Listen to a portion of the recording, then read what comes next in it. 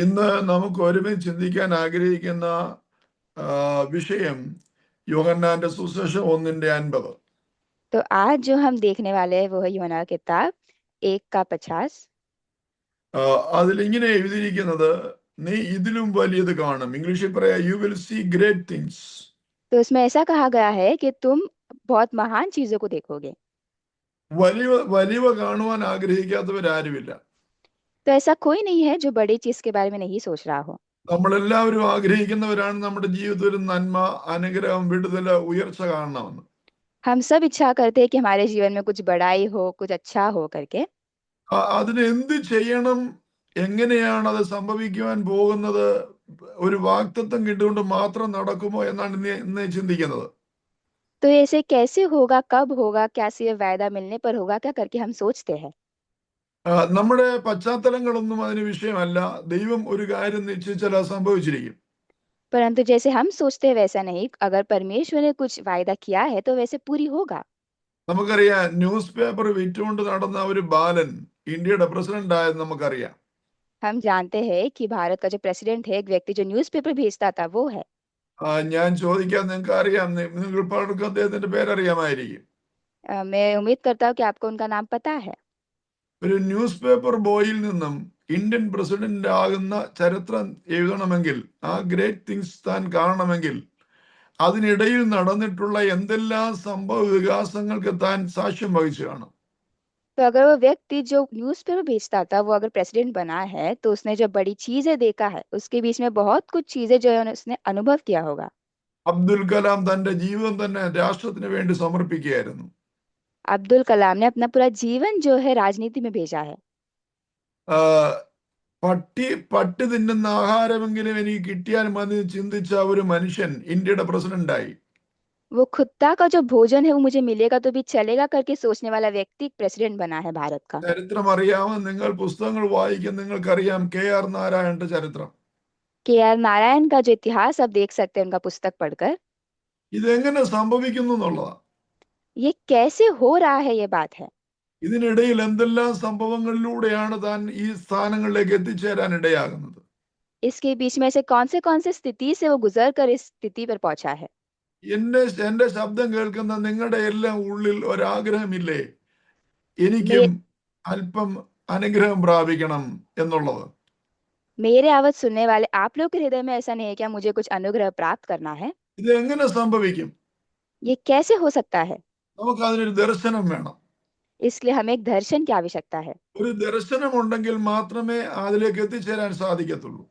अगर एक दर्शन है तभी हम वहां पर पहुंच सकते हैं। ജീവിതം എങ്ങനെയെങ്കിലും കഴിച്ചു കൂട്ടിയാൽ മതിയെന്ന് ആരെങ്കിലും ചിന്തിക്കുന്നെങ്കിൽ നിങ്ങൾക്ക് ഒരിക്കലും വലിയ കാര്യങ്ങൾ കാണാൻ സാധിക്കത്തില്ല.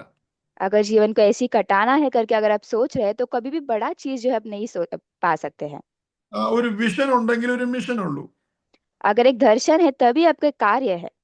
അപ്പൊ നമുക്കൊരു ദർശനം ഉണ്ടായിരിക്കണം. तो एक दर्शन की आवश्यकता है। ദർശനമുണ്ടെങ്കിൽ ദർശനമുള്ളവരാരും കിടന്നുറങ്ങത്തില്ല. जिनके पास दर्शन होता है वो सोता नहीं है। ഒരു ദർശനം ലഭിച്ചാൽ ആ ദർശനത്തിലേക്ക് എങ്ങനെ എത്തിച്ചേരാൻ സാധിക്കുമെന്നായിരിക്കും അവരുടെ ചിന്ത. तो जब एक दर्शन मिलता है उस दर्शन तक कैसे पहुंचेंगे करके वे सोचते हैं। ദിനരാത്രങ്ങൾ അവരതിനു വേണ്ടി പരിശ്രമിക്കും. कई सारे रात जो है उसके लिए परिश्रम करते हैं। അതിന്റെ പൂർത്തീകരണം വരെ അവർ പരിശ്രമിക്കും. उसका पूर्तिकरण होने तक वे परिश्रम करते हैं। ഓടാൻ തുടങ്ങുന്ന എല്ലാവരും വിജയത്തിലേക്ക് എത്തുന്നില്ല. जो भागने को तैयार होते सभी विजय नहीं प्राप्त करते हैं। എങ്കിലും ഒരു തുടക്കമില്ലാതെ വിജയം ലഭിക്കുന്നില്ലല്ലോ. परंतु शुरुआत के बिना विजय प्राप्त नहीं किया जा सकता। അത് പറഞ്ഞാൽ പരിശ്രമം കൂടാതെ ആർക്കും വലിയവരാകാൻ പറ്റത്തില്ല.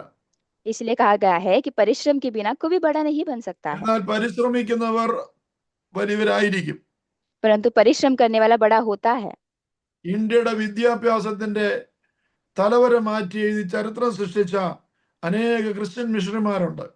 कई सारे क्रिश्चियन मिशनरी है जो भारत का जो इतिहास बदले हैं शिक्षा में।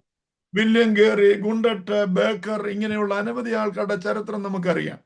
इतने सारे लोगों का जो इतिहास जो हम जानते हैं। ഇവരാരും റെസ്റ്റ് എടുത്തവരല്ല, ഇവരാരും വെറുതെ ഇരുന്നവരല്ല. ഇവരെല്ലാം അതിനുവേണ്ടി ലഭിച്ച ലക്ഷ്യത്തിലേക്ക് അവർ യാത്ര ചെയ്തുകൊണ്ടേയിരുന്നു. ये सारे जो आराम नहीं किए हैं, उनको जो लक्ष्य मिला है उसके लिए उन्होंने परिश्रम किया है। നമുക്ക് ദൈവം ഒരു ദർശനം തന്നിട്ടുണ്ടെങ്കിൽ, ഒരു ലക്ഷ്യം തന്നിട്ടുണ്ടെങ്കിൽ അതിലേക്ക് നാം യാത്ര ചെയ്തുകൊണ്ടിരിക്കണം. अगर परमेश्वर ने एक दर्शन या लक्ष्य हमें दिया है तो इसीलिए हमें परिश्रम करते रहना है। അതുകൊണ്ടാണ് നമ്മുടെ ജോർസി തോമസ് പാസ്റ്റർ കഴിഞ്ഞ 26 വർഷമായിട്ട് വീട് പണിയുന്നത്. इसलिए हमारे जॉर्जी थॉमस पास्टर जी इतने इतने सालों से जो है घर बना रहे हैं। ആ തന്നെത്താൻ തന്റെ കൈ കൊണ്ട് പണിയുന്ന വീടിനകത്തായിരിക്കുന്നേ. वो अपने आप बनाए हुए घर में रह रहे हैं। അതിന്റെ അശ്രാന്ത പരിശ്രമം, രാവും പകലുമുള്ള അശ്രാന്ത പരിശ്രമമാണ് അതിന്റെ പിന്നില്. तो पूरे दिन रात बिना रुके जो परिश्रम किया है वो उनको मिला है। നമുക്ക് ഇന്ത്യൻ ഫ്രീഡം ഫൈറ്റേഴ്സിന്റെ ചരിത്രം പഠിച്ചാൽ अगर आप भारतीय के जो फ्रीडम फाइटर्स थे उनका इतिहास देखेंगे പട്ടിണിയും ജയിൽ തടവും അനേക പ്രാവശ്യം അനുഭവിച്ച് കഷ്ടപ്പെട്ടവരാണ് ഇന്ത്യയുടെ ഫ്രീഡം ഫൈറ്റേഴ്സ്. तो वे जो बहुत कष्ट उठाकर भूख प्यास सहकर उन्होंने यहाँ पर आया है। ഇന്ന് നമുക്കും ചിന്തിക്കാം, കർത്താവ് നമ്മോട് പറഞ്ഞു, you will see great things, നിങ്ങൾ വലിയവ കാണും. എങ്ങനെ കാണാൻ സാധിക്കും? तो आइए हम आज सोचते हैं कि परमेश्वर कहते हैं कि आप बड़ी चीजों को देखेंगे तो हम कैसे देख सकते हैं। എന്റെ ശബ്ദം കേൾക്കുന്ന നിങ്ങൾ ആരും ചെറിയവരല്ല. നിങ്ങളുടെ ഉള്ളിലൊക്കെയും ദൈവത്തിന്റെ ആത്മാവിനെ തന്നിട്ടുണ്ട്. मेरी आवाज सुनने वालों, आपका जो आप छोटे नहीं है, आपके अंदर परमेश्वर ने आत्मा दिया है। നിങ്ങൾ നിസ്സാരരല്ലെന്നുള്ള കാര്യം നിങ്ങൾ തന്നെ മനസ്സിലാക്കണം. आपको समझना है कि आप साधारण नहीं है। ദൈവത്തിന് നിങ്ങൾ വലിയവരാണ്. परमेश्वर के लिए बहुत बड़े हैं। ദൈവത്തിന് നിങ്ങളെ കൊണ്ട് വലിയ കാര്യങ്ങൾ ചെയ്യിക്കാൻ സാധിക്കും. परमेश्वर आपसे बड़े कार्य करना चाहते हैं, നിങ്ങൾ അതിന് അവൈലബിൾ ആയിരുന്നാൽ മതി. इसीलिए आपको रहना है वहां पर। എങ്കിൽ മാത്രമേ നമുക്ക് വലിയ വലിയ കാര്യങ്ങളെ കാണാൻ സാധിക്കൂ. तभी हम बड़ी बड़ी चीजें जो है देख सकते हैं। നമുക്കും ദൈവം നമ്മുടെ ഉള്ളിൽ തന്നിരിക്കുന്ന പരിശുദ്ധാത്മാവിനാൽ നമ്മുടെ ഉള്ളിൽ തന്നിരിക്കുന്ന വിശ്വാസത്താൽ നമുക്ക് വലിയ കാര്യങ്ങളെ ചെയ്യുവാനും കാണുവാനും സാധിക്കും. परमेश्वर ने जो पवित्र आत्मा के द्वारा जो विश्वास हमें दिया उसके जरिए हम बड़ी बड़ी चीजें कर सकते हैं। ഇന്ന് നമുക്ക് അങ്ങനെ ഒരു വിഷയത്തെക്കുറിച്ച് ചിന്തിക്കാനാണ് ഞാൻ ആഗ്രഹിക്കുന്നത്. तो आज मैं उस बात के बारे में सोचना चाहता हूँ। എനിക്ക് തോന്നുന്നു നിങ്ങളെല്ലാം സന്തോഷമുള്ളവരാണെന്ന്. मैं उम्मीद करता हूँ कि आप सब खुश हैं। വലിയവരാകാൻ ആഗ്രഹമില്ലാത്തവരാരും ഇന്നുവരെ ഞാൻ കണ്ടുമുട്ടിയിട്ടില്ല. बड़ा नहीं होने चाहता वाला ऐसे किसी को मैं अब तक नहीं मिला हूँ। വളരെ ചുരുക്കം ആൾക്കാർ മാത്രമേ പറഞ്ഞു കേട്ടിട്ടുള്ളൂ, ഞങ്ങൾക്ക് ഇങ്ങനെ അങ്ങ് ജീവിച്ചു മരിച്ചു പോയാൽ മതിയെന്ന്. बहुत कम ऐसे लोग हैं जो कहते हैं कि हमें ऐसे ही जीकर मरना है। അങ്ങനെ പറഞ്ഞിട്ടുള്ളവരാരും സമൂഹത്തിൽ വലിയവരായിട്ടില്ല. അവരെല്ലാം ദൈവത്തിന്റെ മഹത്വം കാണാതെ പോയിട്ടേ ഉള്ളൂ. और ऐसे कोई भी जो है समाज में बड़े नहीं हुए हैं, परमेश्वर का जो महिमा नहीं देखे हैं। എന്നാൽ ദൈവത്തിൽ വിശ്വസിക്കുകയും വലിയ കാര്യങ്ങൾ കാണണമെന്ന് ആഗ്രഹിക്കുകയും ചെയ്യുന്നവരെ ദൈവം തന്നെ കരം പിടിച്ച് നടത്തുന്നത് ഞാൻ കണ്ടിട്ടുണ്ട്. और मैंने ऐसा देखा है जो परमेश्वर के लिए बड़ा चीजें देखते हैं वे परमेश्वर का हाथ पकड़ते चलते हुए। അപ്പൊ ഇന്നത്തെ നമ്മുടെ ചിന്ത, നമ്മുടെ പ്രാർത്ഥന, നമ്മുടെ ദർശനം എങ്ങനെ ഒരു പൂർത്തീകരണത്തിലേക്ക് എത്താൻ സാധിക്കും? तो आज हमारा सोच, हमारा दर्शन, हमारा प्रार्थना कैसे पूर्तिकरण में पहुंच सकता है हम देखेंगे। അതിന് എന്തെങ്കിലും തടസ്സങ്ങൾ ഉണ്ടാകുമോ? क्या इसमें कोई रुकावट होगी? ഉണ്ടായാൽ അതെങ്ങനെ പരിഹരിക്കാൻ സാധിക്കും? अगर ऐसा है तो इसका समाधान कैसे निकाल सकते हैं? ദൈവം കള്ളം പറയുമോ? परमेश्वर क्या झूठ बोलते हैं? എന്തുകൊണ്ട് എന്റെ പ്രാർത്ഥനയ്ക്ക് മറുപടി കിട്ടുവാൻ ലേറ്റ് ആകുന്നു? मेरा प्रार्थना का जो उत्तर इतना देरी से क्यों मिल रहा है? ആ ഉള്ള സമയത്തിനുള്ളിൽ ഇങ്ങനെയുള്ള അനവധി കാര്യങ്ങളെ കുറിച്ച് ഞാനൊന്ന് ചിന്തിക്കാൻ ആഗ്രഹിക്കുക. तो जितना पास हमारा समय है उसमें हम ये सोचना चाहेंगे। ശ്രദ്ധയോടെ പ്രാർത്ഥനയോടെ ഇന്ന് ദൈവസന്നിധിയിലായിരിക്കുമെങ്കിൽ നിങ്ങളുടെ ഇതുവരെയുള്ള ചിന്താതികൾക്ക് ദൈവം മാറ്റം വരുത്തും. ध्यान पूर्वक प्रार्थना के साथ अगर हम बैठेंगे तो अब तक का सोच जो है बदल सकते हैं हम। നിങ്ങൾക്കൊരു പുതിയ ഉണർവോടെ ഒരു പുതിയ ആറ്റിറ്റ്യൂഡോടെ നിങ്ങൾക്ക് മുന്നോട്ട് സ്റ്റെപ്പ് വയ്ക്കാൻ പറ്റും. एक नया नजरिया के द्वारा जो आप नया एक स्तर में जा सकते हैं। അതിന് ഞാൻ ഒരു എക്സാമ്പിൾ ആയിട്ട് ഒരു വ്യക്തിയെ എടുത്തുകൊണ്ട് നിങ്ങളുടെ മുന്നിൽ പ്രസന്റ് ചെയ്യാം. तो मैं एक उदाहरण के रूप में एक व्यक्ति को बताना चाहूंगा। നെഹമ്യാവിന്റെ പുസ്തകം 1-ാം അധ്യായം 4-ാം വാക്യം. नेहम्या का 1:4। അതിനകത്ത് അനവധി വിഷയങ്ങൾ ഇന്ന് എനിക്ക് നിങ്ങളോട് സംസാരിക്കാനുണ്ട്. उसमें कई सारे बातें हैं जो मैं बताना चाहूंगा आपको। അത് ഇങ്ങനെയാണ് വായിക്കുന്നത്. ऐसा कहता है, ഞാൻ ഈ വർത്തമാനം കേട്ടപ്പോൾ ഞാൻ ഇരുന്ന് കരഞ്ഞു, കുറെ നാൾ ദുഃഖിച്ചും ഉപവസിച്ചും കൊണ്ട് സ്വർഗത്തിലെ ദൈവത്തോട് ഞാൻ പ്രാർത്ഥിച്ചു. ऐसा कहा गया है, ये बातें सुनते ही मैं बैठकर रोने लगा और कितने दिन तक विलाप करता और स्वर्ग के परमेश्वर के सम्मुख उपवास करता और यह कहकर प्रार्थना करता रहा। ഇവിടെ നെഹമ്യാവിന്റെ ചരിത്രമാണ് നമുക്ക് ഈ നെഹമ്യാവിന്റെ പുസ്തകത്തിലൂടെ കാണുന്നത്. നെഹമ്യാവിന്റെയും ഇസ്രായേലിന്റെ ചരിത്രം. नहम्याह और इज़राइल का इतिहास जो है इस किताब में हम देख सकते हैं। നെഹമ്യാവ് പ്രവാസത്തിൽ അടിമത്തത്തിൽ പോയിരിക്കുന്ന ഒരു മനുഷ്യനാ. नहम्याह जो है बहुत अधीन जो है गया एक व्यक्ति है। ഒരു അടിമ എങ്ങനെ ഒരു ഗവർണറായി തീർന്നു എന്നാണ് ഇതിനകത്ത് കാണുന്നത്. तो जो व्यक्ति जिसके अधीन था अब तक, वो कैसे एक बड़ा बना है करके हम देख सकते हैं। നമുക്കറിയാം ഇടയനായ ദാവീദ് ഒരു രാജാവായി തീർന്ന ചരിത്രം നമുക്കറിയാം. तो हम जानते हैं कि दाऊद चरवाहा है, वो कैसे एक राजा बना है। ഒരു ഇടയനായി നടന്ന ബാലൻ, ഇടയ ബാലൻ ഒരു രാജാവായി തീർന്നൊരു ചരിത്രത്തിനിടയിൽ വലിയ സംഭവ വികാസങ്ങളുണ്ട്. तो ये चरवाहा जब राजा बना, उसके बीच में कई सारे जो है संभव हुए हैं। ഇവിടെയും അടിമയായിരുന്ന നെഹമ്യാവ് ഒരു ഗവർണറായി തീർന്നതിന്റെ ചരിത്രത്തിന്റെ പിന്നിൽ പ്രൈസലോട് ഒരു വലിയ വലിയ സംഭവങ്ങൾ കാണുവാനായിട്ട് സാധിക്കും. तो ये जो नहम्याह जो दीन था सबके, वो जैसे बना है गवर्नर, वो हम देखते हैं इतिहास में। ദൈവം തിരഞ്ഞെടുത്ത നേതാക്കന്മാരാരും സാധാരണ സ്വസ്ഥതയോടെ സമാധാനത്തോടെ ഇരുന്നവരല്ല, എല്ലാവർക്കും എതിർപ്പുകൾ ഉണ്ടായിരുന്നു. तो परमेश्वर के जरिए जो बने हुए नेता है, वो कभी भी समाधान से नहीं बैठे, सभी को कुछ ना कुछ हुआ है। നമ്മൾ ഇന്ന് പലരുടെയും പേരെടുത്ത് പറയുകയും പ്രസംഗിക്കുകയും ചെയ്യുമ്പോൾ ഒരു കാര്യം മനസ്സിലാക്കണം, അവര് കടന്നുപോയ പ്രോസസ്സ് നമുക്ക് ഇമാജിൻ ചെയ്യാൻ ഒക്കാത്തതിലപ്പുറമാണ്. तो जिनका भी नाम लेकर हम बताते हैं, हमें सोचना है कि वो जो प्रक्रिया से गुजरे हैं, वो हम सोच भी नहीं सकते, उससे बढ़कर है। ഇന്ന് നാം അവരെ കുറിച്ച് വലിയ വലിയ കാര്യങ്ങൾ സംസാരിക്കുമ്പോൾ അവരെന്തെല്ലാം വിഷയങ്ങളിലൂടെ, എന്തെല്ലാം പീഡനങ്ങളിലൂടെ, എന്തെല്ലാം പ്രശ്നങ്ങളിലൂടെ, എന്തെല്ലാം എതിർപ്പുകളിലൂടെ അവർ കടന്നുപോയെന്ന കാര്യം നാം മറന്നു പോകരുത്. तो जब हम बताते हैं उन्होंने इतना बड़े बड़े काम किया, हमें ये नहीं भूलना है कि वे कितने सारे पीड़ाओं से, सताव से, कष्ट से गुजरे हैं। അബ്രഹാമിനെ കുറിച്ച് നാം പറയുന്നു വിശ്വാസയുടെ പിതാവെന്ന്. അബ്രഹാമിന്റെ ചരിത്രം മാത്രം എടുത്ത് പഠിച്ചാൽ അവൻ കടന്നുപോയ വഴികളും അവനെ ദൈവം നടത്തിയ പ്രോസസ്സുകളും ഭയാനകമായ സംഭവങ്ങളിലൂടെ അവനെ നടത്തിയത്. अब्राहम को हम विश्वासी का पिता करके पुकारते हैं, परंतु जो प्रक्रिया से वे गुजरे हैं, जो कष्ट से वे गुजरे हैं, वो हम सोच भी नहीं सकते हैं। ഇസ്രായേൽ എന്ന് നാം പേര് പറയുന്ന യാക്കോബിന്റെ ചരിത്രം പഠിച്ചാൽ എന്തെല്ലാം അനുഭവങ്ങളിലൂടെയാണ് താൻ കടന്നുപോയത്.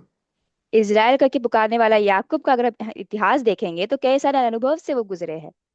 മോശയുടെ ചരിത്രം, ദാനിയേലിന്റെ ചരിത്രം, ഇങ്ങനെ പുതിയ നിയമത്തിൽ പൗലോസിന്റെ ചരിത്രം, ഇങ്ങനെ ഓരോരുത്തരുടെ ചരിത്രം പഠിക്കുമ്പോഴും അവരാരും പ്രതികൂലങ്ങളും പ്രശ്നങ്ങളും ഇല്ലാതെ പോയവരല്ല. അവരുടെ ജീവിതത്തിലൊക്കെ ഒരുപാട് കഷ്ടതകളും നിന്ദകളും എതിർപ്പുകളും അനുഭവിച്ചവരാണ്. मूसा, दानियल, नया नियम में पौलुस को देखेंगे, वे सारे जो है बहुत कष्ट से गुजर कर वे आए हैं यहाँ तक। അപ്പോൾ എൻ്റെ ശബ്ദം കേൾക്കാൻ നിങ്ങളോട് എനിക്ക് പറയേണ്ട കാര്യം, നിങ്ങൾക്കൊരു ദർശനമുണ്ടെങ്കിൽ ആ ദർശനത്തിലേക്കുള്ള യാത്ര സുഗമമായിരിക്കത്തില്ല. तो मेरे आवाज सुनने वाला आपसे कहना है मुझे कि अगर आपको एक दर्शन है, तो वो बहुत ही आरामदायक नहीं होगा। മുള്ളുകളും കല്ലുകളും പാറകളും നിറഞ്ഞതായ ദുർഘടമായ മേടുകളിലൂടെയാണ് നാം സഞ്ചരിക്കേണ്ടത്. तो कांटे, पत्थर और बहुत ही भयानक रीति से जो आपको जाना पड़ेगा। ഇന്ന് പല സ്റ്റേജുകളിലും കാണുന്നത് പോലെ മാലകളിട്ട് സ്വീകരിക്കുന്ന പശ്ചാത്തലമായിരുന്നില്ല അന്ന്. तो अभी जैसे हम देखते हैं कि माला डाल के स्वीकार करने वाले जैसे रीति से नहीं किया गया था पहले। നാം പ്രതീക്ഷിക്കുന്നത് എവിടെ ചെന്നാലും നമുക്ക് സ്ഥാനമാനങ്ങളും ബഹുമാനങ്ങളും കിട്ടണമെന്നാ ചിന്തിക്കുന്നത്. हम सोचते हैं कि हम कहाँ पर भी जाए, हमें जो है अब आदर मिले करके। എന്നാൽ ഇന്ന് നാം മഹാന്മാരെന്നും ഉന്നതരെന്നും പറയുന്ന ആരും തന്നെ അവരുടെ ജീവിതത്തിൽ അധികം ബഹുമാനമോ അല്ലെങ്കിൽ മറ്റുള്ളവർ തങ്ങളെ ആദരിക്കുന്നതുമായ ചരിത്രമല്ല കാണുന്നത്. എന്നാൽ അവർ ആ പ്രോസസ്സിലൂടെയാണ് ഇന്ന് കാണുന്ന സ്ഥിതിയിലേക്ക് എത്തിച്ചേർന്നത്. और जो भी महान लोगों के बारे में हम देखते हैं, उन्हें इतिहास में कभी इतना जो आदर या अभिमान नहीं मिला था, परंतु अब तक वे पहुंचे हैं उस स्थिति में। അപ്പൊ ഇവിടെ ഇന്ന് നമ്മൾ ചിന്തിക്കാൻ ആഗ്രഹിക്കുന്നത് നെഹമ്യാവിന്റെ ജീവിതത്തെ കുറിച്ചാണ്. तो आज हम सोचना चाहेंगे नहम्याह के जीवन के बारे में। എങ്ങനെ നെഹമ്യാവ്, അടിമയായിരുന്ന നെഹമ്യാവ് ഗവർണറായി? कैसे नहम्याह जो एक गवर्नर बना जब वो कुछ नहीं था। അവൻ തന്നെ പറയുകയാണ്, പ്രൈസലോ, വിവിധ തരത്തിലുള്ള സ്ട്രാറ്റജി അവൻ ഉപയോഗിച്ചുകൊണ്ടിരുന്നേ. तो वो स्वयं बता रहे हैं कि कितने अलग अलग प्रकार के तरीके वे इस्तेमाल करते थे। നമ്പർ 1 അവൻ കരഞ്ഞു. सबसे पहला है कि वे रोया, നമ്പർ 2 അവൻ പ്രാർത്ഥിച്ചു. और दूसरा है कि उसने प्रार्थना किया, നമ്പർ 3 അവൻ ഉപവസിച്ചു. और तीसरा है कि उसने उपवास किया, നമ്പർ 4 അവന് വിശ്വാസം ഉണ്ടായിരുന്നു, ഫെയ്ത്ത്. और चौथा है कि उसके अंदर विश्वास था, നമ്പർ 4 അവന് ആക്ഷൻ ഉണ്ടായിരുന്നു, और फिर हम देखते हैं कि वो कार्य करता है, പ്രവർത്തിക്കുന്നവനായിരുന്നു. वो कार्य करने वाला था। അടുത്ത പോയിന്റ്, അവൻ മറ്റുള്ളവരിൽ നിന്നും വ്യത്യസ്തനായിരുന്നു. और दूसरा है हम देखते हैं कि सब दूसरों से बहुत अलग था। ഈ ഇത്രയും കാര്യങ്ങളിലൂടെയാണ് അവൻ അടിമത്തത്തിൽ നിന്നും വിടുതൽ പ്രാപിച്ച് അവന് ഗവർണറായി തീർന്നത്. इतने सारी चीजों की वजह से जो वो कुछ नहीं था, वो एक गवर्नर बना है। നോട്ട് ചെയ്യുന്നവരുണ്ടെങ്കിൽ ഞാൻ ഒന്നുകൂടെ പറയാം. अगर कोई लिख रहा है तो मैं फिर से बताऊंगा। ഒന്ന് ടിയേഴ്സ്, एक है आंसू, പ്രയർ, और प्रार्थना, ഫാസ്റ്റിംഗ്, और उपवास, ഫെയ്ത്ത്, विश्वास, ആക്ഷൻ, कार्य, ബി ഡിഫറെന്റ് ഫ്രം അതേഴ്സ്. और दूसरों से अलग होना। ഇത്രയും കാര്യങ്ങളായിരുന്നു അവന്റെ ജീവിതത്തിനകത്ത് വിജയത്തിലേക്ക് കൊണ്ടെത്തിച്ചത്. इतने सारी चीजें उसके जीवन में था जिस कारण वो विजय में पहुंचा है। ഒരു മനുഷ്യരിലും ആശ്രയിക്കാത്ത ഒരു മനുഷ്യൻ, कोई भी मनुष्य पर आश्रय नहीं रखने वाला एक मनुष्य, ദൈവത്തിൽ മാത്രം ആശ്രയിച്ച ഒരു മനുഷ്യനെ ഇവിടെ കാണുന്നത്. सिर्फ परमेश्वर पर ही आश्रय रखने वाला एक व्यक्ति को हम देखते हैं। ബൈബിൾ പറയാണ്, യഹോവയിൽ ആശ്രയിക്കുകയും യഹോവ മാത്രം ആശ്രയമായിരിക്കുന്ന ജനം ഭാഗ്യമുള്ളവർ. और बाइबल कहता है कि जो परमेश्वर में विश्वास रखता है और सिर्फ उसी पर रखता है, वे ही जो है भाग्य होते हैं। ഇത് ഞാൻ നിങ്ങളോട് സംസാരിക്കുമ്പോൾ നാം സ്വയം ചിന്തിക്കുക, ഞാൻ എങ്ങനെയാണെന്നുള്ള കാര്യം. तो जब मैं आपसे बात कर रहा हूँ, मैं स्वयं सोच रहा हूँ कि मैं कैसा हूँ। നമ്മൾ ഓരോരുത്തരും ദൈവത്തിൽ മാത്രം ആശ വയ്ക്കാമെന്നുണ്ടെങ്കിൽ ദൈവം നമുക്ക് വേണ്ടി ഇറങ്ങി വരും. अगर हर एक जन हम सिर्फ परमेश्वर पे ही आसरा रखते हैं, तो परमेश्वर उतर कर आते हैं। നെഹമ്യാവിനെ സംബന്ധിച്ചിടത്തോളം അവന്റെ ഒരു ബൗണ്ട് സ്ലേവ് ആണ്, കെട്ടപ്പെട്ട ഒരു അടിമയാണ്. तो अगर नेहम्याह के बारे में हम देखेंगे तो हम देखते हैं कि वे जो है बहुत अधीन एक गुलाम है। അവന് രാജധാനിയിൽ ഒരു ജോലി കിട്ടി, പാനപാത്രവാഹകനായിട്ട്. तो उसको एक हम देखते हैं कि उसे काम मिलता है। അവന്റെ അടിമത്തത്തിന്റെ ഭാഗമായിട്ട് അവനെ കൊണ്ട് ജോലി എടുപ്പിക്കുന്ന ഒരു ഭാഗമാണ് കാണുന്നത്. तो क्योंकि वो एक गुलाम था, इस कारण जो उसे काम करवाते हुए हम देखते हैं एक भाग। പലയിടത്തും നമ്മൾ ചെല്ലുമ്പോൾ ഇൻസ്റ്റിറ്റ്യൂഷൻസിലൊക്കെ സ്കോളർഷിപ്പ് കൊടുക്കുന്നത് കാണാം. कई सारे अगर इंस्टीट्यूशन में हम जाएंगे तो वहाँ पर स्कॉलरशिप मिलते हम देख सकते हैं। അവർക്ക് ഈ സ്കോളർഷിപ്പ് കൊടുക്കുമ്പോൾ തന്നെ അവരെ കൊണ്ട് അതിന് ഈക്വൽ ആയിട്ടുള്ള ജോലി ചെയ്യിപ്പിക്കും. तो जब उनको स्कॉलरशिप मिलता भी है तो उसी के हिसाब से काम भी करवाते हैं। വെറുതെ ആഹാരം കൊടുക്കത്തില്ല, ऐसे ही खाना नहीं देते हैं, വെറുതെ പഠിപ്പിക്കത്തില്ല. ऐसे नहीं सिखाते हैं। ആ ബോർഡിങ് ആൻഡ് ലോഡ്ജിങ് ഫ്രീ അല്ല, അവന് സ്കോളർഷിപ്പ് കൊടുക്കുന്നുണ്ട്, അതിനെ കൊണ്ട് ആ ഈക്വൽ ആയിട്ടുള്ള ജോലി ചെയ്യിപ്പിക്കും. और रहना जो चीज है वो सब वो मुफ्त में नहीं करते, उसके हिसाब से काम भी करवाते हैं। ഈ യൂണിവേഴ്സിറ്റിയിലൊക്കെ പോയി പഠിക്കുന്നവർ എന്തെല്ലാം ജോലികൾ ചെയ്യുന്നറിയാം. यूनिवर्सिटी में जाकर पढ़ाई करने वाले कितने सारे काम करते हैं पता है। ചിലർക്ക് അവിടെ റെസ്റ്റോറന്റിൽ ജോലി കിട്ടും, कुछ लोगों को रेस्टोरेंट में काम मिलता है, ഗാർഡനകത്ത് ജോലി കിട്ടും, तो गार्डनिंग में काम मिलता है, ആ ടോയ്ലറ്റ് കക്കൂസുകൾ കഴുകുന്നവരുണ്ട്. तो शौचालय जो है धोने वाले होते हैं। ഇങ്ങനെയാണ് അവർ കഷ്ടപ്പെട്ട് ജോലി ചെയ്ത് അതിനുള്ള ഫീസ് ഉണ്ടാക്കി ഈ സ്കോളർഷിപ്പിൽ പഠിക്കുന്നത്. तो ऐसे मेहनत करके पैसा कमाकर जो है वो पढ़ाई करते हैं। ലോകത്തിൽ ആർക്കും ഒന്നും വെറുതെ കൊടുക്കുന്ന കാണാൻ സാധിക്കുന്നില്ല. इस संसार में किसी को भी कुछ भी ऐसे ही देते हुए हम नहीं देखते हैं। ഒരു നിലയിൽ അല്ലെങ്കിൽ വേറൊരു നിലയിൽ അതിനവർ പ്രോഫിറ്റ് ഉണ്ടാക്കും. एक तरीके से या दूसरे तरीके से कैसे भी उसका लाभ निकालते हैं। അപ്പൊ ഇവിടെയും നെഹമ്യാവിനെ അടിമയായി പിടിച്ചുകൊണ്ട് വന്നിട്ട് ജോലി കൊടുത്തിരിക്കുകയാണ്, പാനപാത്രവാഹകനായിട്ട്. तो जैसे नहम्याह गुलाम था, उसको पकड़ के यहाँ पर जो है काम दिया है उन्होंने।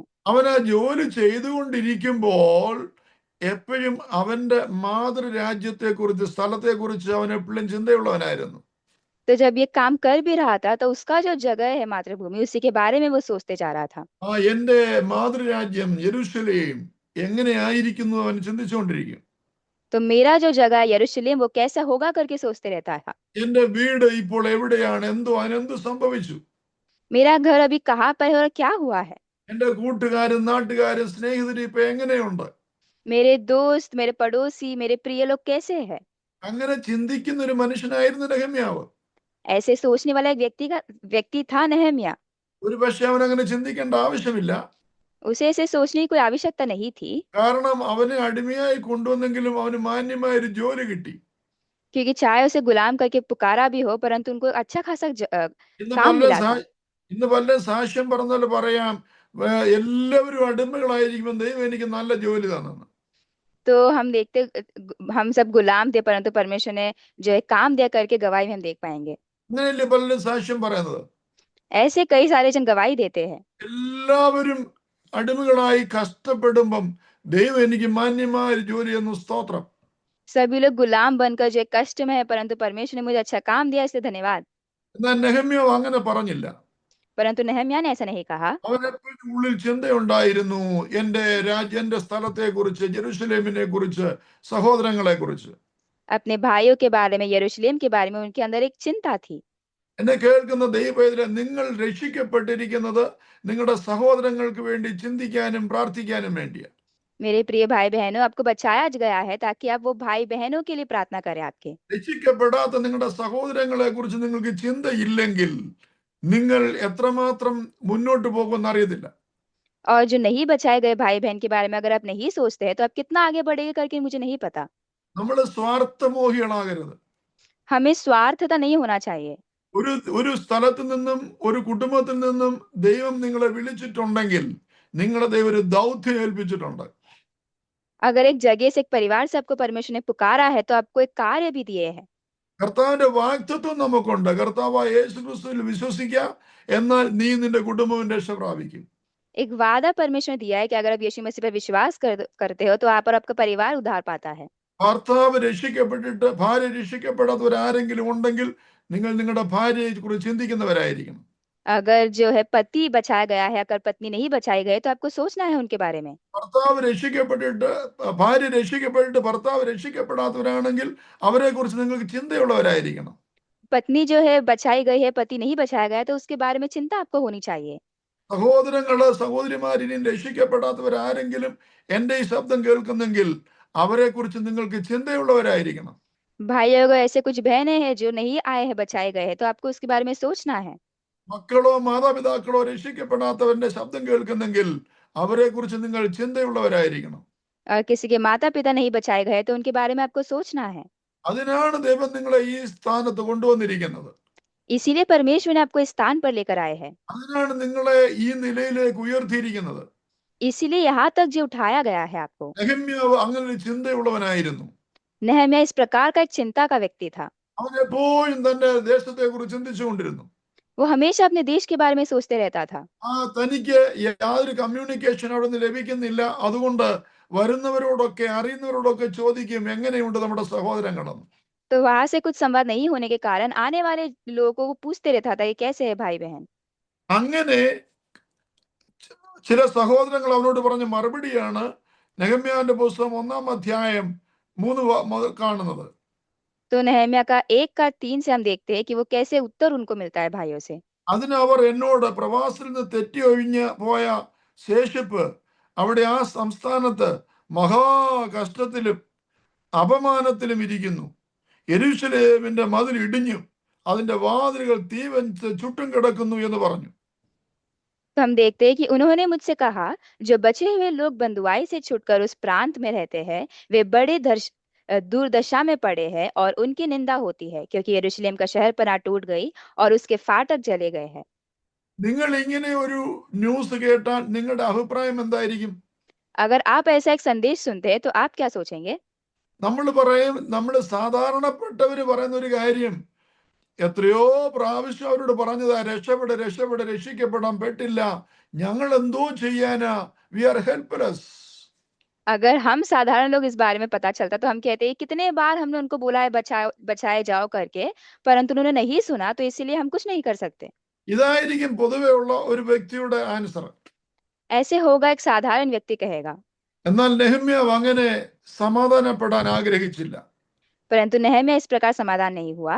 അവൻ ആഗ്രഹിച്ചു, എന്തു വില കൊടുത്തും എന്റെ സഹോദരങ്ങളെ രക്ഷിക്കണം, അല്ലെങ്കിൽ അവരെ പ്രൊട്ടക്ട് ചെയ്യണം, മതിലുകൾ പണിയണം, വാതിലുകൾ പണിയണം എന്നവൻ തീരുമാനിച്ചു. परंतु नहम्याह सोचता है कि चाहे कुछ भी हो जाए, कैसे भी करके जो है उसे बचाना है, वो जो टूटा है उसे ठीक करना है करके। ആദ്യം നമ്മുടെ മാനസിക നിലവാരത്തിന് വ്യത്യാസം വരുത്തേണ്ട നമുക്കൊരു തീരുമാനം ഉണ്ടായിരിക്കണം. तो हमारा मानसिकता में हमको होना चाहिए कि हमें कुछ बदलना है करके। നമുക്കൊരു ആഗ്രഹം ഉണ്ടായിരിക്കണം. हमारे अंदर एक इच्छा होनी है। ഏത് സാഹചര്യത്തിലും എന്ത് വില കൊടുത്തും എനിക്കിതിൽ നിന്ന് എന്റെ കുടുംബത്തിന് ഇതിൽ നിന്ന് പുറത്തു വരണം. कोई भी परिस्थिति हो, मुझे और मेरे परिवार को यहाँ से बाहर आना है। എന്ത് വില കൊടുക്കാനും നാം തയ്യാറാകുക.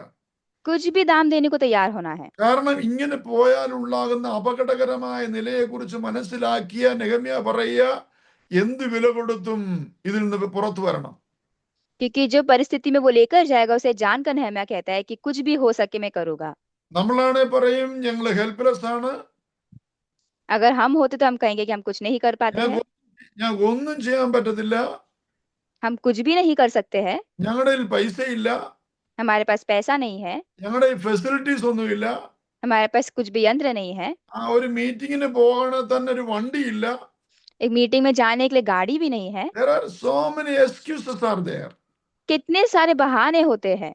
എന്നാൽ നെഹമ്യാ അടിമയായിരുന്ന നെഹമ്യാവിന് ഒരു വഴിയുമില്ല തന്റെ സഹോദരങ്ങളെ സഹായിക്കാൻ. तो नहम्याह जो गुलाम था उसके पास कुछ भी तरीका नहीं था भाइयों को बचाने के लिए। യാതൊരു കാരണവശാലും അവൻ അവിടുന്ന് സ്വതന്ത്രനാകുന്നതിനെ കുറിച്ച് ചിന്തിക്കാനുള്ള സ്വാതന്ത്ര്യം പോലും അവനില്ല. वो स्वतंत्रता मिलेगा करके सोचने का भी एक स्वतंत्रता उनके पास नहीं था। സ്വതന്ത്ര ആകണമെന്ന് ചിന്തിക്കാൻ അവന് യോഗ്യതയില്ല. वो स्वतंत्रता होगा करके सोचने के लिए एक योग्यता भी नहीं था, കാരണം അവനെ അടിമയായി കൊണ്ടുവച്ചിരിക്കുക. क्योंकि वो गुलाम के रूप में वहां पर है। അതിൽ നിന്നും പുറത്തു വരണമെന്ന് അവൻ ചിന്തിച്ചാൽ അവനെ രാജാവ് കൊന്നുകളയും. अगर बाहर आना है करके वो सोचता है तो राजा उसे मार देगा। അത്ര ഡേഞ്ചറസ് സിറ്റുവേഷനിൽ അവൻ ഇരിക്കുന്നത്. एक डरावनी एक परिस्थिति पर वो है। നമ്മളൊക്കെ പലവിധ ഫെസിലിറ്റീസിനെ കുറിച്ച് നിലവിളിച്ച് കരയും, പ്രാർത്ഥിക്കും, ഫെസിലിറ്റി ഇല്ലേ എന്ന് പറഞ്ഞ്. എന്നാൽ ഇവിടെ നെഹമ്യാവിന് യാതൊരു ഫെസിലിറ്റിയും ഇല്ല. അങ്ങനെ हम रो कर जो है प्रार्थना करते हैं कि हमारे पास कुछ नहीं है करने के लिए, परंतु परंतु नहम्याह के पास भी कुछ नहीं था। നമുക്ക് ദൈവം എന്ത് തന്നാലും അടുത്തതിന് വേണ്ടി നമ്മൾ പ്രാർത്ഥിച്ചുകൊണ്ടിരിക്കും. चाहे परमेश्वर कुछ भी हमें दे, हम अगली चीज के लिए प्रार्थना करते रहते हैं। മറ്റുള്ളവർക്കുള്ളതും നമുക്കില്ലാത്തതുമായ കാര്യം കണ്ടുപിടിച്ച് നമ്മൾ പരാതി പറയും. जो दूसरे के पास है पर हमारे पास नहीं, वो बातें ढूंढ कर हम जो है बोलते हैं। എന്നാൽ ഇവിടെ അങ്ങനെ ഒരു വിഷയമല്ല നെഹമ്യാവ് ചെയ്യുന്നത്. परंतु नहम्याह इस प्रकार का चीज नहीं करता है। അവൻ ഉള്ളുകൊണ്ടൊരു ഡിസിഷൻ എടുക്കുക. സംഹൗ എന്ത് എന്ത് വില കൊടുത്താണെങ്കിലും എൻ്റെ സഹോദരങ്ങളെ പ്രൊട്ടക്ട് ചെയ്യണം, യെരൂശലേമിന്റെ മതിൽ പണിയണം, അതിന്റെ വാതിലുകളെ റിപ്പയർ ചെയ്യണമെന്ന് അവൻ തീരുമാനം എടുക്കുക. परंतु यहाँ पर नहम्याह कैसे भी करके वो एक निर्णय लेता है कि वो जो टूटा है उसे जोड़ना है, जो टूटा है उसे बनाना है करके। അപ്പൊ അവൻ എന്ത് ചെയ്യാൻ പറ്റും? तो वो क्या कर सकता है? അവൻ ഹെൽപ്ലെസ് ആണ്. वो कुछ नहीं कर पा रहा है। എന്നാൽ അവനൊരു കാര്യം കണ്ടുപിടിച്ചു. परंतु उसने एक बात जो है बताई है। ആ ഒന്നും ചെയ്യാൻ ഒരു ഫെസിലിറ്റീസും ഇല്ലാത്തവർക്ക്, യാതൊരു പോസിബിലിറ്റിയും ഇല്ലാത്തവർക്ക് ചെയ്യാൻ സാധിക്കുന്ന ഒരു കാര്യം, അവൻ തൻ്റെ ജനത്തിനു വേണ്ടി, തൻ്റെ ദേശത്തിന് വേണ്ടി, തൻ്റെ കുലത്തിന് വേണ്ടി, തൻ്റെ ഗോത്രത്തിന് വേണ്ടി, തൻ്റെ സഹോദരങ്ങൾക്ക് വേണ്ടി കരയുവാൻ സാധിക്കുമായിരുന്നു. वो ऐसा कुछ भी जो है वो नहीं करने वाला जो नहम्याह, वो एक ही चीज कर सकता था, वो था रोना अपने लोगों के लिए। നിങ്ങളുടെ ജീവിതത്തിൽ എന്തെങ്കിലും നഷ്ടമായി പോയിട്ട് തിരിച്ചു കിട്ടാതിരിക്കുന്നെങ്കിൽ നിങ്ങൾ എന്തൊരു കാര്യം ചെയ്യുക, ദൈവസ്ഥലത്ത് കരയാൻ ശ്രമിച്ചു നോക്കിയേ. अगर आपके जीवन में अपने कुछ खोया है और आपको पाना है तो परमेश्वर के सामने रो ही आपको मिल सकता है। എല്ലാ സ്ട്രാറ്റജിയും ഫെയിൽ ആകുമ്പോൾ നിങ്ങളുടെ കണ്ണുനീരിന് വേണ്ടി ദൈവം ആകാശം കീറി ഇറങ്ങി വരും. जब सारा तरीका नहीं होता है काम में तो परमेश्वर आपके आंसू को देखकर नीचे आते हैं। നിങ്ങൾക്ക് എക്സ്ക്യൂസസ് കണ്ടുപിടിക്കാം. आप बहाने बना सकते हैं, എന്നാൽ ഒരു കാര്യം ഞാൻ നിങ്ങളോട് പറയട്ടെ, परंतु एक बात आपसे बोलना चाहूंगा। നിങ്ങൾക്ക് എഡ്യൂക്കേഷൻ ഇല്ല എന്ന് ചിന്തിച്ചു കൊള്ളുക, आपके पास शिक्षा नहीं करके आप सोचिए, നിങ്ങൾക്ക് ഫൈനാൻസ് ഇല്ലെന്ന് ചിന്തിക്കുക, आर्थिक रीति से कुछ नहीं करके सोचिए, നിങ്ങൾക്ക് യാതൊരു കാരണവശാലും ഇന്ന് ഇപ്പോൾ ആയിരിക്കുന്ന ബന്ധനത്തിൽ നിന്ന് പുറത്തു വരാൻ സാധിക്കുന്നില്ല എന്ന് ചിന്തിക്കുക. आप जब बंधन में वहां से बाहर नहीं आ सकते कोई भी रीति से करके सोचिए, എന്നാൽ നിങ്ങൾക്ക് നിങ്ങളുടെ മുറിക്കകത്തിരുന്ന്, നിങ്ങളുടെ ബെഡ്റൂമിലിരുന്ന്, നിങ്ങൾ കിടന്നുറങ്ങുന്നിടത്തിരുന്ന് മുട്ടുമേൽ നിങ്ങൾ കരയാൻ സാധിക്കത്തില്ലേ? परंतु आप जहाँ पर है, आपके बेडरूम जहाँ पर आप सोते हैं वहां पर आप घुटना टेके प्रार्थना नहीं रो पाते हैं। നെഹമ്യാവ് അത് മാത്രമേ ചെയ്തുള്ളൂ. नहम्याह ने सिर्फ उतना ही किया। അവന്റെ ജീവിതത്തിന് വ്യത്യാസം വരുവാൻ, उसके जीवन में जो है बदलाव होने के लिए। അവന്റെ ജീവിതത്തിന്റെ ഓരോ ദിവസവും അതിന്റെ കെട്ടിന്റെ കെട്ടിയിരിക്കുന്നതിന്റെ അതിന്റെ മുറുക്കും അതിന്റെ അയവ് വരുത്തുവാൻ, ലൂസാക്കുവാൻ तो जो उसको बांधा गया है उसे हल्का करने के लिए അവൻ ചെയ്തത് ദൈവസന്നിധിയിൽ കരയാൻ തുടങ്ങി. वो परमेश्वर के सन्निधि में आकर रोने लगा। എന്റെ ശബ്ദം കേൾക്കുന്ന സഹോദരങ്ങളെ, പ്രിയപ്പെട്ടവരെ, ദൈവദാസന്മാരെ, ദൈവസന്നിധിയിൽ കരയാൻ സാധിക്കാത്ത ആരെങ്കിലും ഇവിടെ ഇരിപ്പുണ്ടോ? और मेरा आवाज सुनने वाले सारे प्रिय भाई बहनों, परमेश्वर के सामने नहीं रोने वाला ऐसा कोई है क्या यहाँ पर? അതിന് ആരുടെയും പെർമിഷന്റെ ആവശ്യമില്ല. उसके लिए किसी का भी अनुमति की आवश्यकता नहीं है। അതിന് മറ്റൊരു ഫെസിലിറ്റേഴ്സുടെ ആവശ്യമില്ല. उसके लिए कुछ और चीजों की आवश्यकता नहीं है। കരയുന്ന തന്റെ ജനത്തിന് വേണ്ടി ഇറങ്ങി വരുന്ന ഒരു ദൈവമാണ് നമ്മുടെ കർത്താവ്. अपने लोगों के लिए रोने वाले, लोगों के लिए उतर कर आने वाले पिता परमेश्वर है हमारे। നമ്മുടെ കണ്ണുനീരിനെ കാണുവാൻ അവന് കണ്ണുണ്ട്. हमारे आंसू को देखने के लिए उनके पास आंख है। നമ്മുടെ കരച്ചിന്റെ ശബ്ദം കേൾക്കാൻ അവന് ചെവിയുണ്ട്. हमारा रोने का आवाज सुनने के लिए उनके पास कान है। നമുക്ക് വേണ്ടി പ്രവർത്തിപ്പാൻ അവൻ സർവശക്തനാണ്. हमारे कार्य करने के लिए वो सर्वशक्तिमान है। ഞാൻ ചിലപ്പോൾ ഇങ്ങനെ പറയും, मैं कभी कभार ऐसे कहता हूँ, നിങ്ങളുടെ പ്രാർത്ഥന മാത്രമല്ല, നിങ്ങൾ നടന്നു പോകുമ്പോൾ ഉണ്ടാകുന്ന നെടുവീർപ്പ് പോലും അറിയുന്നൊരു ദൈവം ആണ് നമുക്കുള്ളതെന്ന്.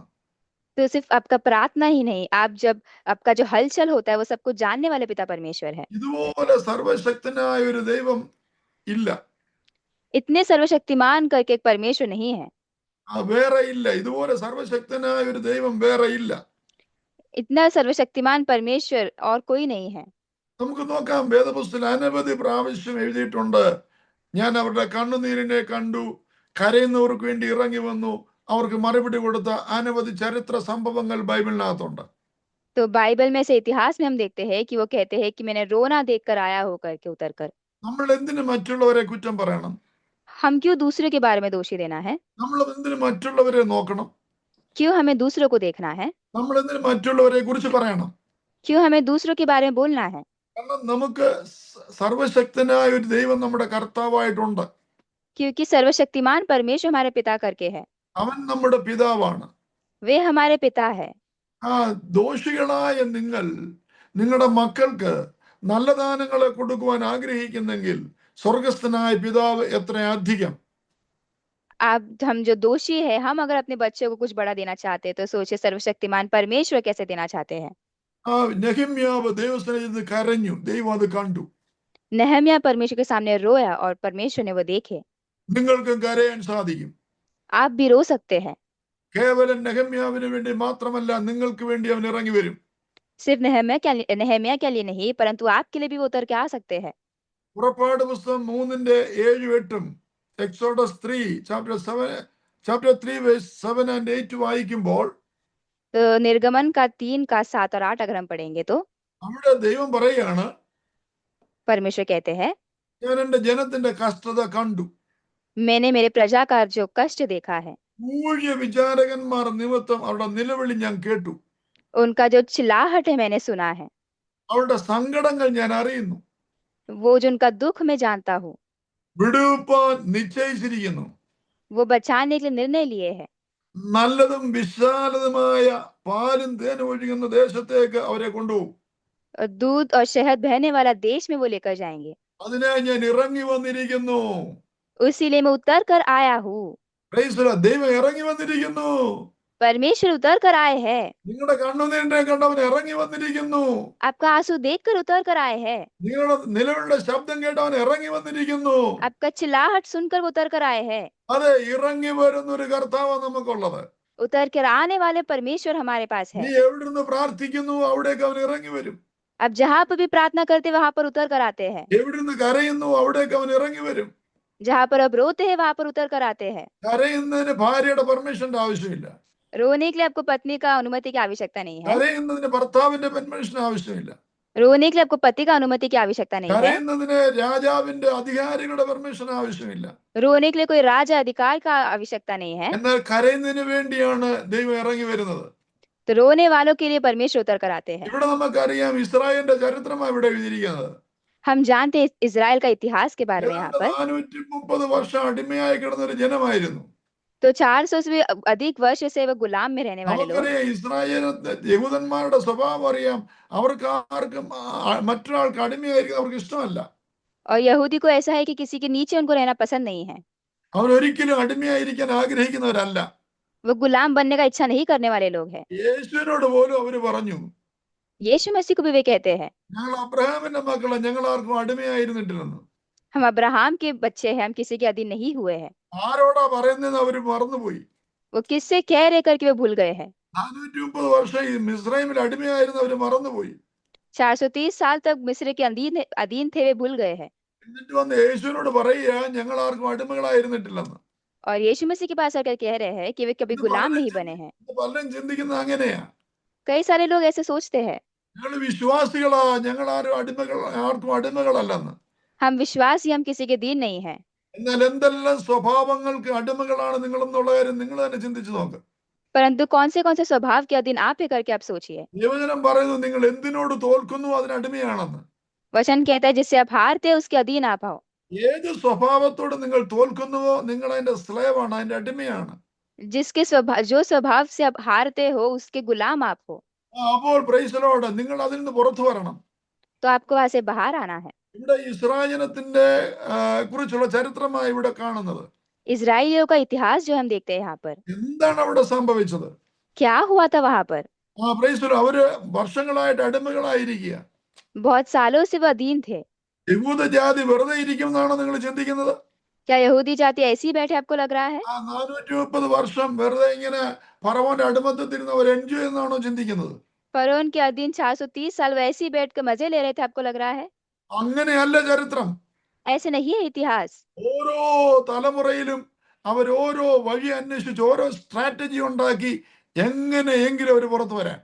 हर एक वंश कैसे वो तरीके निकालते हैं वहां से बाहर आने के लिए। എന്റെ ഭാഷയെ പറഞ്ഞ അവർ അവിടെ ഇവിടങ്ങളിലായിട്ട് യൂണിയൻ ഒക്കെ ഉണ്ടായി കാണും. तो हमारे भाषा में वो अलग अलग यूनियन बनाए होंगे वहां पर। അവര് സെൽഫ് പ്രൊട്ടക്ഷന് വേണ്ടി എന്തെങ്കിലുമൊക്കെ ചെയ്ത് കാണും. वो स्वयं सुरक्षा रखने के लिए कुछ किए होंगे। എങ്ങനെയെങ്കിലും ഫറവോന്റെ അടിമത്ത് പുറത്തു വരാൻ അവരുടേതായ സേന വല്ലതും ഉണ്ടാക്കി കാണും. अपना ही कुछ सेना बनाए होंगे फरोन के अधीन से बाहर आने के लिए। എന്തെങ്കിലുമൊക്കെ പ്ലാനുകൾ സ്ട്രാറ്റജി ഒപ്പിച്ച് അവർ പുറത്തു വരാൻ ശ്രമിച്ചിട്ടുണ്ട്. वो कैसे तो योजना और तरीका बनाए है वहां से बाहर आने के लिए। ഓരോ തലമുറയിലും അവർ പരിശ്രമിക്കുമെന്നാ പറഞ്ഞത്. हर एक वंश में उन्हें कष्ट उठाया करके कहा गया है। ഓരോ ജനറേഷനിലും അവര് ട്രൈ ചെയ്തുകൊണ്ടിരുന്നു ഫറവോന്റെ അടിമത്തിൽ നിന്ന് പുറത്തു വരാൻ. हर एक वंश में वो कोशिश कर रहे थे बाहर आने के लिए फरोन के अधीनता से। വെറുതെ അല്ല, അവിടെ പിതാക്കന്മാരുടെ വാഗ്ദത്തം ചെയ്തൊരു ദേശമുണ്ട്, അവിടേക്ക് അവർ പോണം. ऐसे ही नहीं, पिता ने जो वादा किया एक देश है वहां पर जाने के लिए। എന്നാൽ പ്രൈസ് എല്ലാ സ്ട്രാറ്റജിയും ഫെയിലായി. परंतु सारे तरीके से जो हार गए। നിങ്ങളുടെ സകല പരിശ്രമങ്ങളും ഫെയിൽ ആയിരിക്കുന്നതിന്റെ ശബ്ദം കേൾക്കുന്ന ദൈവത്തിലെ നിങ്ങൾക്ക് ഇനി ഒരു ഓപ്ഷൻ കൂടെ ഉണ്ട്. आपका परिश्रम सारा हार गया करके सोचने वाले प्रियो, आपके पास एक चीज है। അതാണ് നെഹമ്യാവ് കണ്ടുപിടിച്ചത്. वो है नहम्याह ने ढूंढा है।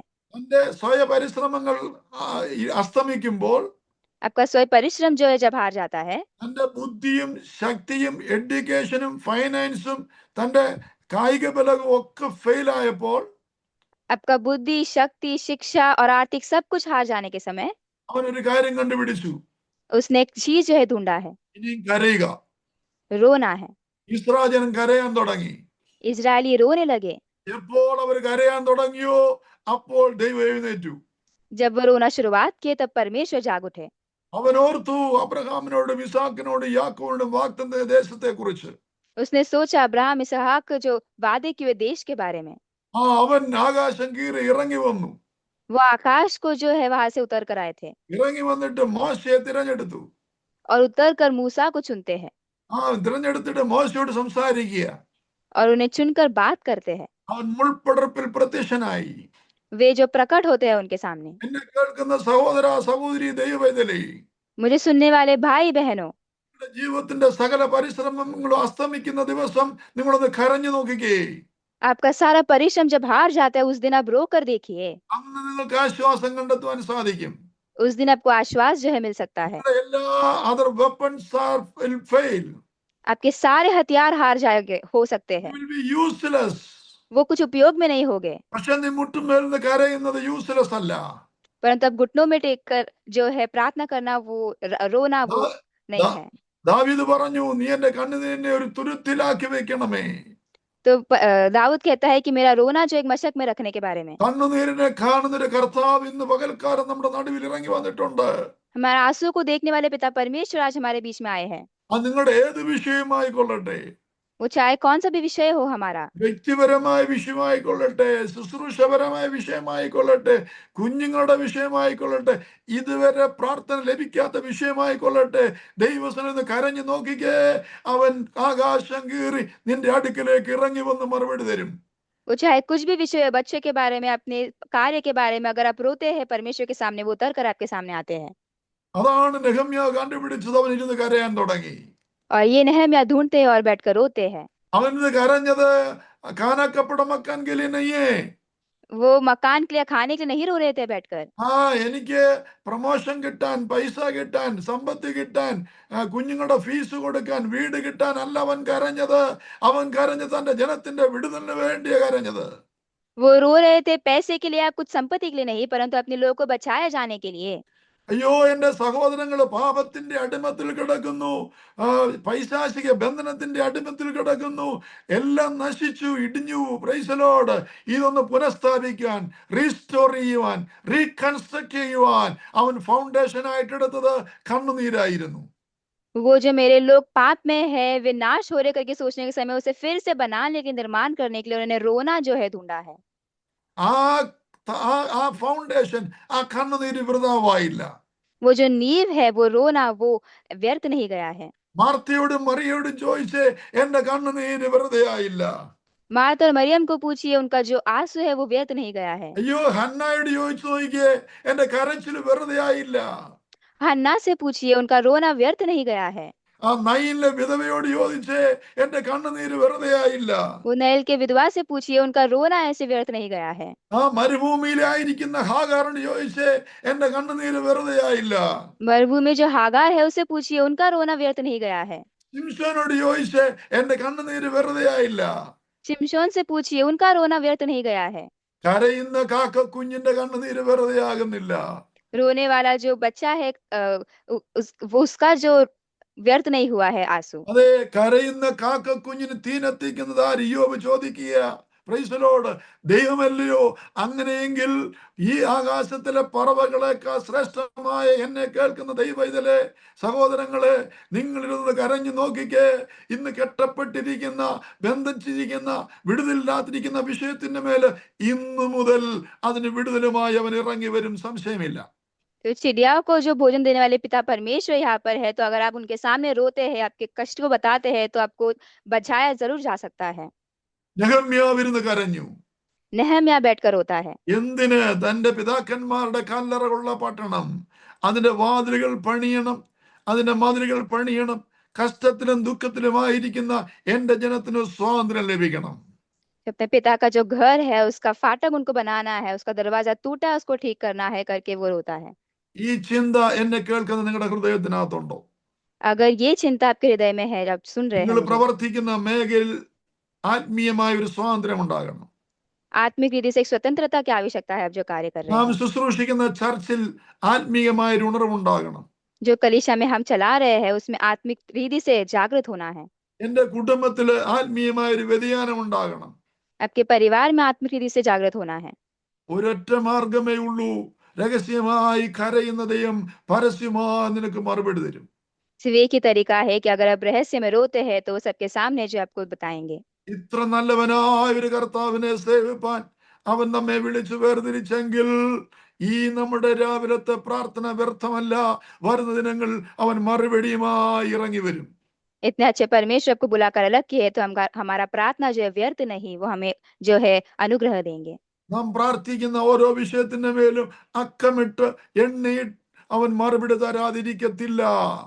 जो विषयों में हम प्रार्थना करते हैं, उनका उत्तर दिए बिना नहीं रहेंगे परमेश्वर।